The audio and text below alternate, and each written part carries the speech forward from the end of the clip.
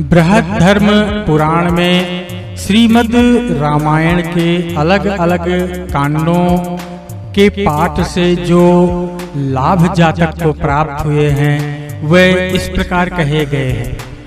अनावृष्टिर्महापीड़ा ग्रह पीड़ा प्रपीडिता आदिकांडं पठेर्युये ते मुच्यन्ते ततो भयात्।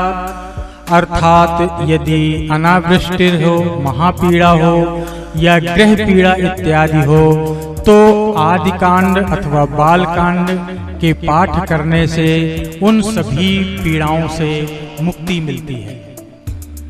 पुत्र जन्म विवाहादो गुरु दर्शन एव चा पठेच्च शृणुयाच्चैव द्वितीयं कांडमुत्तमम्। यदि पुत्र जन्म की कामना हो अथवा विवाह की कामना हो या साधनात्मक जगत में गुरु दर्शन की या गुरु प्राप्ति की इच्छा हो, ऐसे में साधक को या जातक को दूसरे कांड का अर्थात अयोध्या कांड का पठन अथवा श्रवण करना चाहिए और इससे उसको इच्छित लाभ अवश्य ही प्राप्त होते हैं। वने राजकुले वन्य जल पीड़ायुतो नरः पठेदारण्यकं कांडं शृणुयाद्वासमंगली। वन में राजकुल से तथा अग्नि अथवा जल की पीड़ा या उससे यदि भय हो तो जातक को अरण्य कांड का पाठ करने से उसके जीवन में मंगल होता है।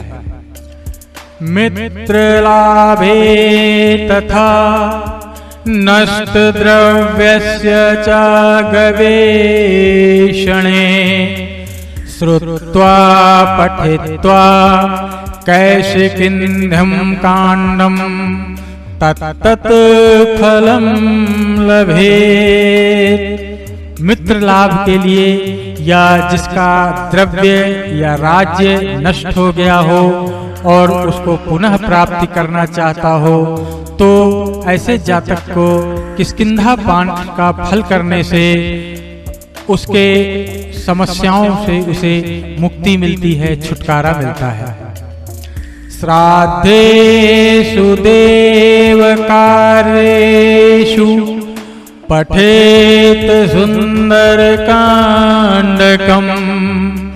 शत्रोर्जये समुत्साहे जनवादे विगर्हिते लंका कांडं पठेत किं वा शृणुयात् सा सुखी भवेत्।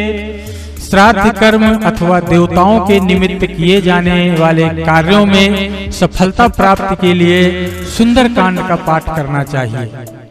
और यदि जातक को शत्रु पर विजय तथा जन विवादों से में यदि या जिसे कहें कि अदालत संबंधी समस्याओं में विजय प्राप्त करने के लिए लंका कांड का पाठ अथवा श्रवण करना चाहिए और इससे निस्संदेह ही सुख की प्राप्ति होती है।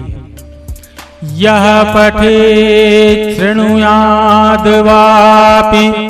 कांडमभ्युदयोत्तरम् आनंदकार्ये यात्रायां साजयी परतोत्र च मोक्षार्थी लभते मोक्षम भक्तार्थी भक्तिमेव चा ज्ञानार्थी लभते ज्ञानम ब्रह्म तत्वोपलम्बकम्,